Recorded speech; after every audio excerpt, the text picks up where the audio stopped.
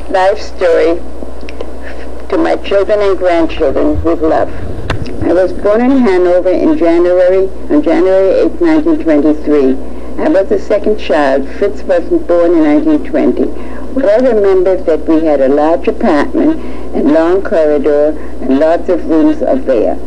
We also ran along the corridor and tried who could beat who. My mother told me when we children came home from the hospital, they had nursemaids, Kinderfräulein in German. I know there was a lovely park nearby and also played with the children. My parents had good friends and the children played with us. I don't know too much else from Hanover, as in 1930 we moved to Nuremberg. That's where Papi's father and mother lived. This was his second mother. His first mother died when he was 9 years old. We moved to a lovely apartment, had my own room, and Fritz had his. I went to a nice school and nice friends. In 1931 and 32, one could feel somewhat of an undercurrent of anti-Semitism. We went to gymnastic and dancing lessons, and I was very good at it. Fritz and I played together. I was his goalie for when he played football, soccer. We also fought sometimes like sister and brother do. In 1933, started very strong anti-Semitism. In Nuremberg, laws came out, and that was the beginning of the end. I remember so well. It was Sunday afternoon in 1933. We were at the grandparents' house. Other family and friends were there. The radio was on. Hitler started talking. I couldn't understand everything. I was only 10 years old. But when he said that was no maid can be under 45 years of age, everybody laughed, and all the ladies said, our maid is much older. That's nothing. Well, it went on from there. The other laws, I don't remember, but when I wanted to go to swimming, ice skating, play in the park, go to the movie, one saw big signs, no Jews allowed. It was awful. To go to the school. I always went to school with a girl named Ilse. One day her mother called my mother and said, Mrs. Steinhardt, my daughter cannot walk with your Ilse to school, as my husband has a custom tailor store where he makes SR and SS uniforms, and if someone sees my Ilse walking with your Ilse, it would hurt his business. I dropped out of that school, and a Jewish school was started nearby. Later on, I went to Fürth, near Nuremberg, also Jewish. Of one of my classmates was Henry Kissinger. His father was one of my teachers. We had a sports club called Habonim, where we could meet some Jewish children and partake in 100-meter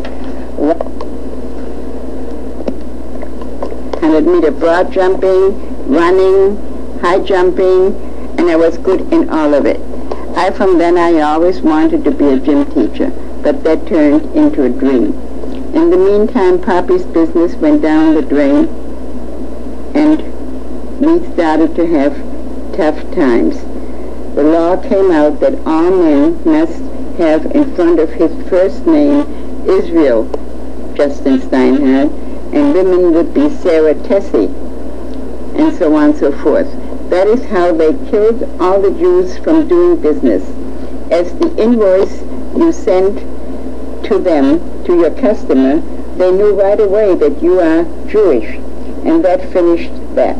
As Papi was in the USA from 1906 to 1914, he was perfect in English.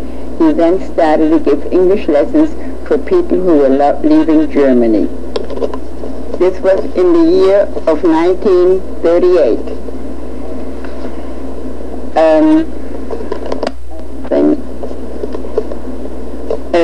Around that time came Kristallnacht, November 1938. They burned synagogues, business, arrested Jewish men. That night we drove around all night with our car windows were soaked up. We came home, they were not there. Thank God, as Papi was in the USA from 1906, 1914, he had to taken out first papers, but he was negligent and didn't take out second papers. That made him a man without a country. He went home to Germany in 1914 to visit his father and stepmother, Julius Steinhardt and Pauline Steinhardt. World War I broke out while he was visiting. He never went back to the USA.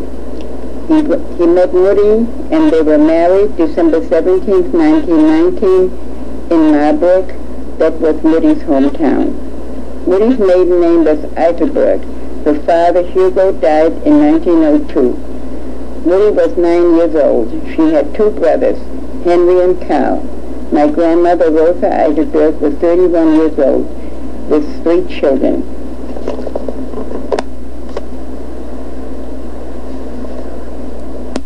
Jewish men, any male, had to use before his real name, Israel, so it was Israel Justin Steinhardt and Company. That was the name of the business. And for women it was Sarah. I think it would be very nice if I would go and tell my story to my children and grandchildren, so after I'm gone, you know what a life I led. It started when I was born in 1923 in Hanover, Germany. I lived there for 7 years. Lived there for 7 years in 1930. We moved to Nuremberg. And before that, I just had a very nice, you know, what children can remember. We had a maid and a nursemaid, and everything was fine.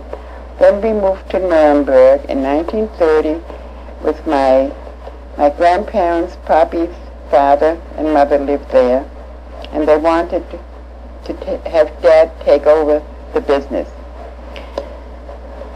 Things went along fine. We moved into a beautiful apartment, and I went to school, and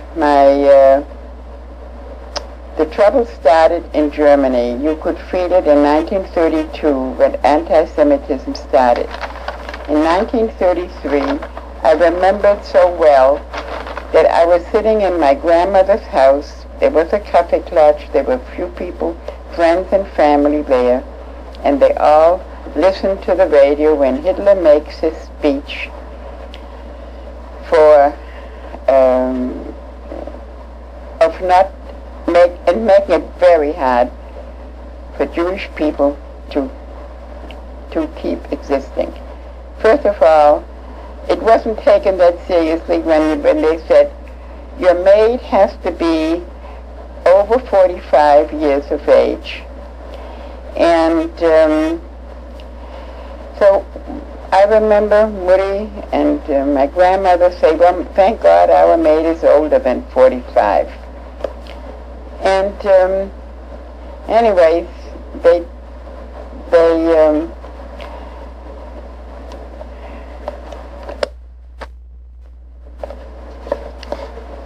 it continued on that you could feel it when you went to school, that things weren't the same. And what I felt the first time when I walked to school every day with another girl. The name was also Ilse, and they were neighbors of ours on the same street. And the woman called up my mother and said, Mrs. Steinhardt, my Ilse cannot walk with your Ilse anymore to school. And my mother said, why? She says, well, my husband is a custom tailor, and he makes uniforms for the SR and the SS.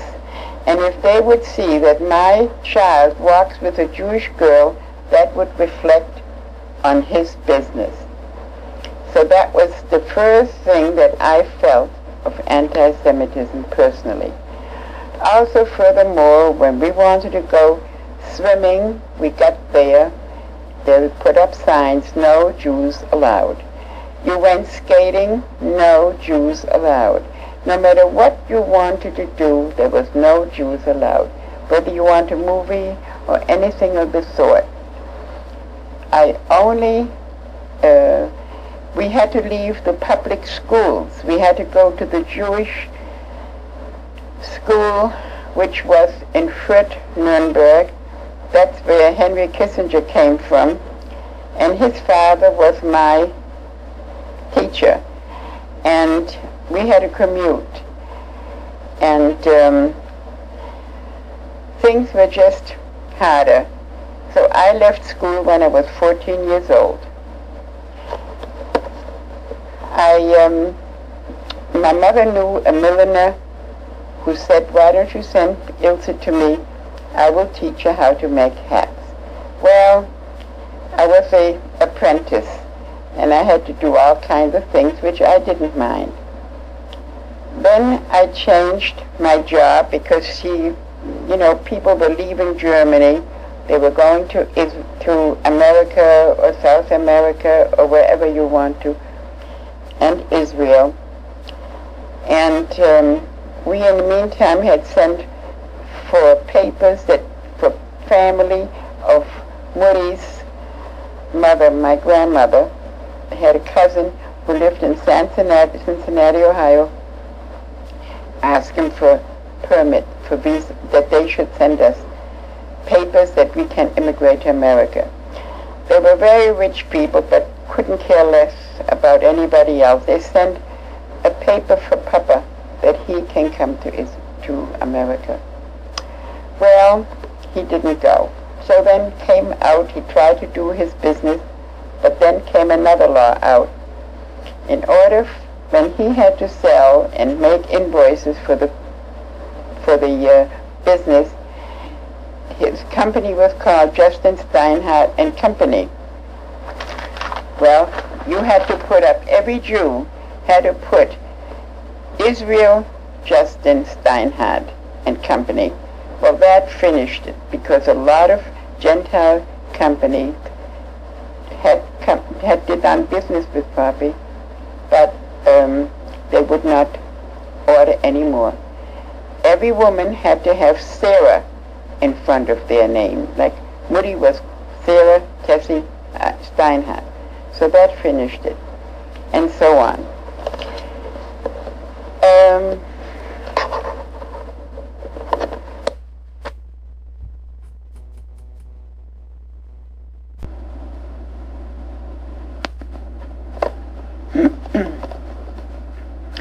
Papi lived in Boston, Massachusetts, and like everybody else, every nation finds their own people.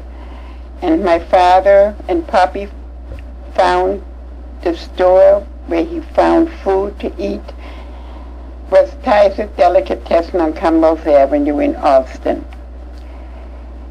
And that's where he went, and the young fellows went, and people, the German Jews who lived here already, they shopped there because they got all the delicious food and wurst and whatever we had there.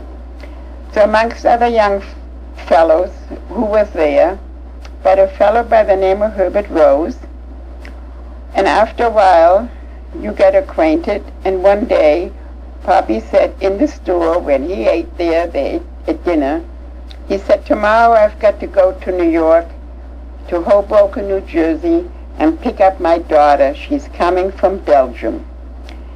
So, anyways, we came. He went to New York, he picked me up, we came back here, and Papi had a room on 1029 Beacon Street in Brookline. And when I came in there and I saw wire hangers hanging on the door, like where Papi had washed his clothes and hung his socks over that, I could just cry, because at home we had a maid who did all these things, and Papi never touched things like that. So these things stick in my mind. Then we had to look for a room for me for work, because we couldn't afford that I just lived someplace. So I stayed in Poppy's room, and the next day, Poppy already had lined up that I could go to an agency who could find ways for me to make a living. So the first job that I got was on 21 Sutherland Road in Brighton, a family that was a mother and a father and a little boy. Why they needed me in a one-bedroom apartment, I do not know, but they paid me $5 a week, and I had room and board, and that was the main thing. And Poppy was working whatever he was selling. He said at the time he was selling cheese, and we said the business really stunk because it wasn't very good business. So at this place, I only stayed 5 weeks. It was very strange and very hard for me, and Poppy's heart broke, really. So then they called the agency, and they said he has a better situation. A Jewish family living on Robin Hill Road in Brighton, and they would probably take good care of me. And it's a beautiful home, and I would have good food and everything. So I went to these people, and they had a beautiful home, all right. They had lots and lots of money.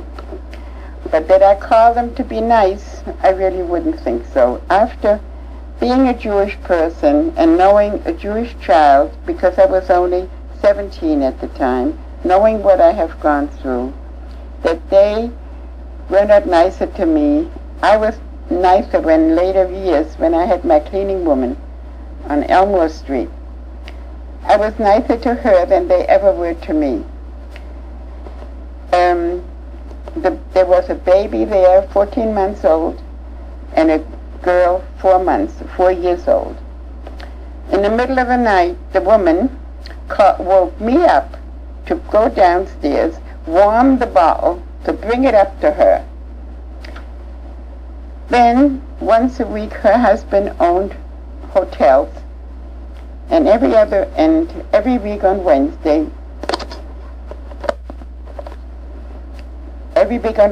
he had a chambermaid come, who did the bathroom floors, because there were 3 of them, and a giant kitchen floor, and helped me with the dirty work.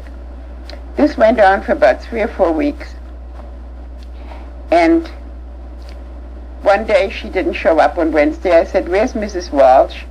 So she said, well, she couldn't come. She's not well. So you do what you can. Do your best. So I did my best. Idiot I was. I did the whole thing. From then on, no more Mrs. Walsh. No. So after that, things were not very pleasant, and it became summertime, and the woman wanted to move to the beach, which is very common in those days. So she went, and the family, who was a very wealthy family, they had a home in Hull, which is near Nantasket. And so she decided that that was not good enough for her to go to Nantasket, and she went to Scituate to find herself a place. Well, the time came that we had to move. We packed the car, we parked 2 cars, and the family went out to Scituate. When we entered the house, the first thing the woman said to me, "Ilse, take all the pictures from the Jesuses and the Marys down." And I said, "Where should I put them?" "Under the bed." Well, by 6 o'clock, we were pretty well set. The doorbell rings. A woman comes in. She wants to greet us and wish us a good time. And when she looked at the bare walls, she says, "Where are the pictures?" I had to get them out from under the bed, and at the same time she told us, "You get out of here." She didn't know when she rented this that we were Jewish. So what do you think we did? Ilse had to pack up the whole damn thing again, and all of us, and we went to the house in Nantasket. From there, she wasn't any much nicer or anything of the sort. I was really what you call not a maid. She just didn't treat me right. And anyways, the little boy, he was in the meantime 16 months old. And when you wanted to go down to the beach, it was way up on the hill like, you had to go downstairs until you get to the ocean, go down to the water. I had the little girl on my hand, and I had a child on my arm, and I went down there, and he had diarrhea, this child. And it was a brutal hot day, and he had an accident. Well, I said, well, I've got to go upstairs. I didn't have another diaper with me. So as I turned around, having Sandra on my one hand, Arthur on my arm, I turned around, and there she was standing up there and wanting to come down. I said, would you please come down? Mrs. Julian was her name. I never said the name yet. Please bring a diaper. She answered me, if you want a diaper, you come up and get it. Well, that's the straw that broke the camel's back. Because when I told this to Papi in the afternoon when he came to pick me up, because Wednesday was my half a day off, he said, you pick up your baggage and you come with me.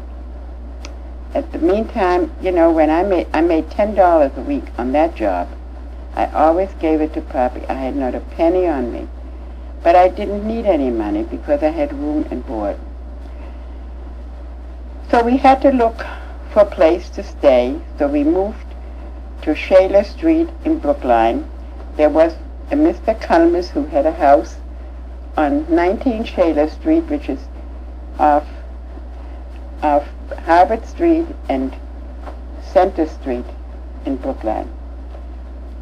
Papi had one room, I had another room, and that's where we stayed. Papi had bought himself a car for $60 shortly after he was here, because he had to see customers. It was in June. It was a beautiful day that Papi was reciprocating for people who were very, very nice to him, who invited him for Friday night dinner many times. So Papi in return took them for a ride Sundays to the beach or something like that. So it was June 19th, 1940, that Papi wanted to ask the Blumenau's to come with them to the Winthrop Beach. And they loved to go. And he said, and my Ilse will be with me. So she said, do you know that nice fellow, Herbert Rose? You met him in Theises. Why don't you ask him to join you? And that way Ilse would have somebody her age to talk to you. And that is how my love life began with your dad. I never had. From that time, Daddy quite often called on me. We went out and all that, but in the meantime, I had to earn some money. So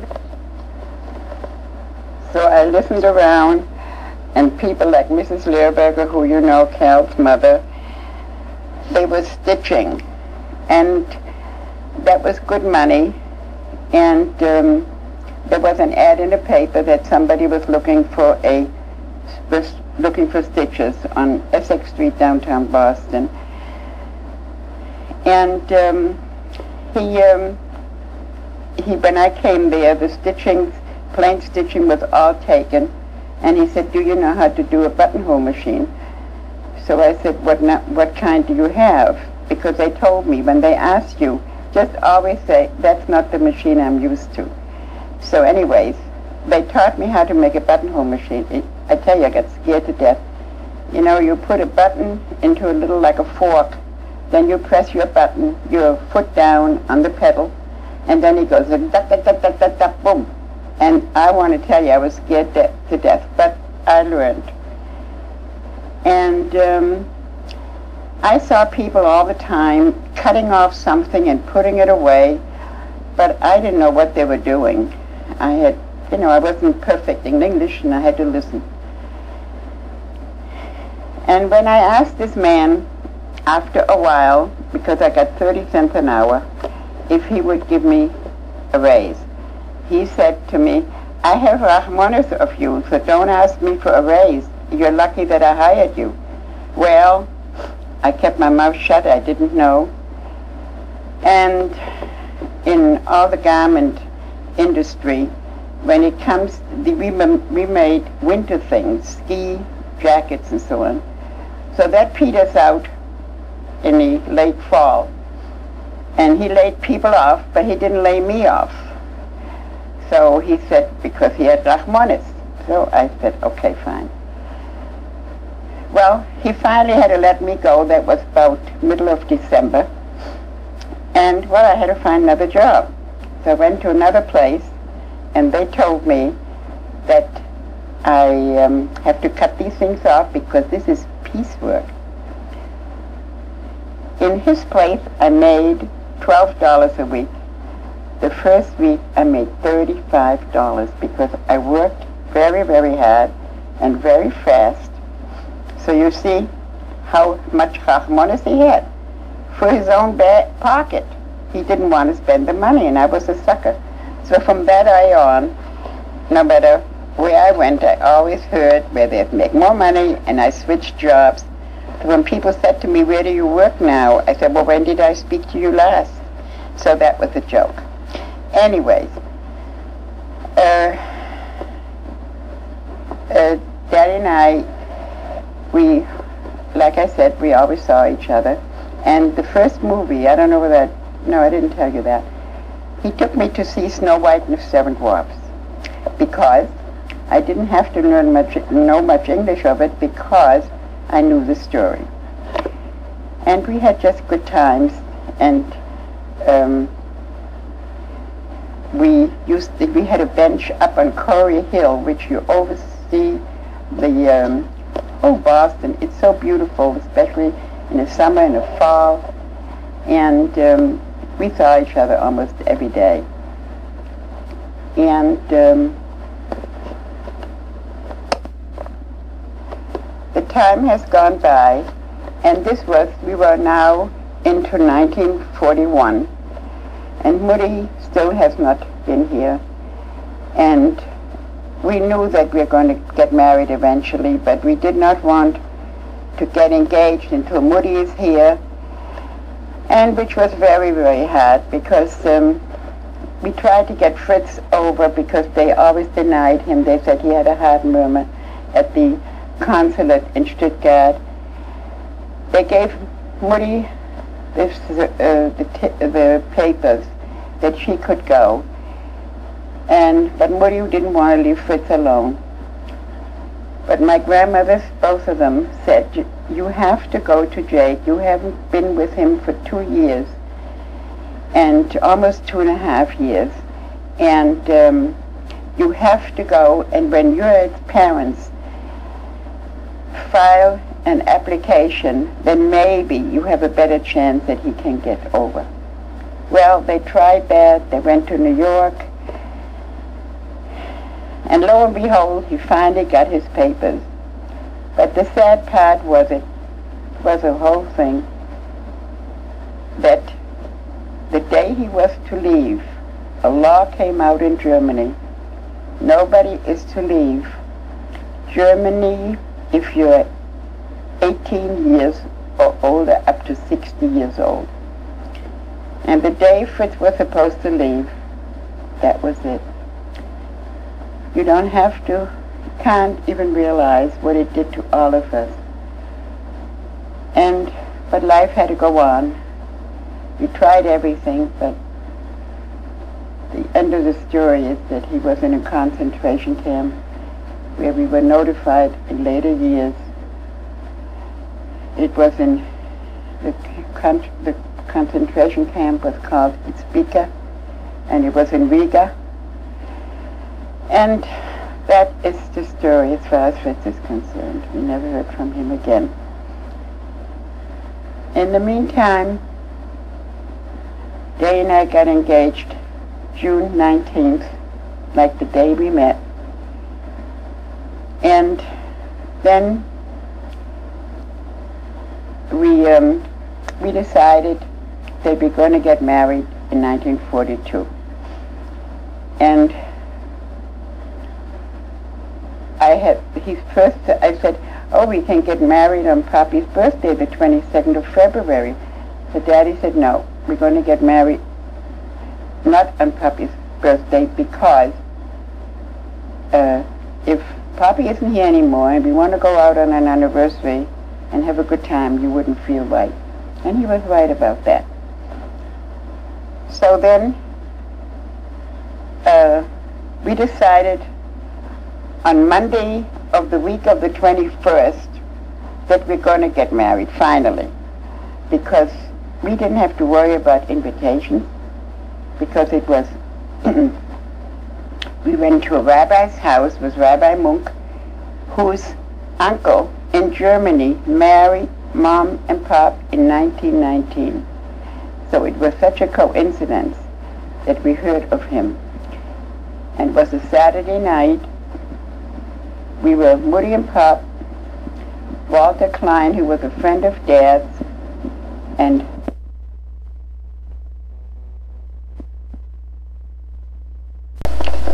so Mother asked, how much is this? He said, $5. So Moody figured out that if two people can sit on the bench, that's a good buy. So they took it home. In the evening, we were so proud, we put it in the middle of the living room. Herbert, Daddy walks in. Moody says, Herbert, why don't you sit down? See our new couch, our new bench? Daddy, who weighed at the time 132 pounds, he sat down and he went right through it because the caning was so dry, it just broke. Well, as you see, this bench never left the house. It went from the cellar from 1941 into the cellar until 1959, until we moved when we bought our first house in Newton. But that is the story of the bench. Well,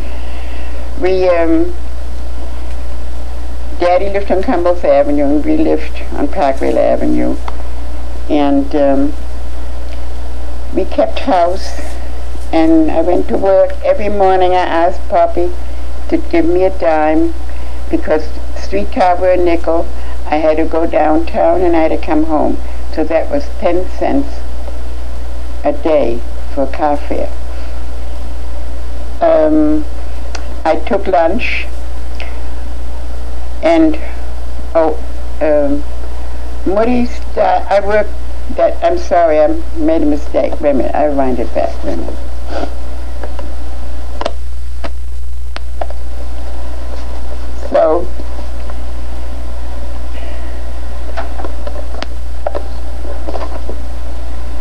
So we had, so we helped, we went shopping, and let me see, I gotta write it.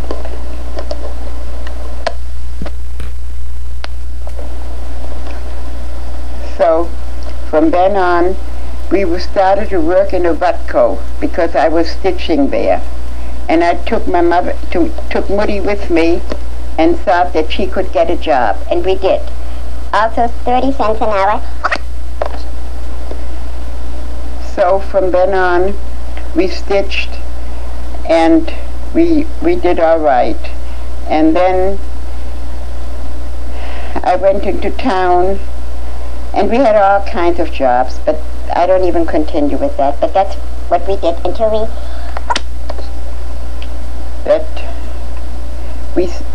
the first business Papi started. Then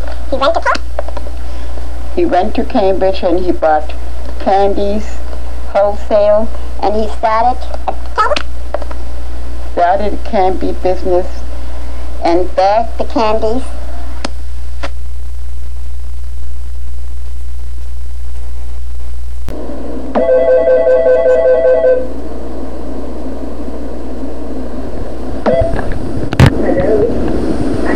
Here it's Carol. It's about 9:25. I'll bet you're not baking, but you're probably playing bridge.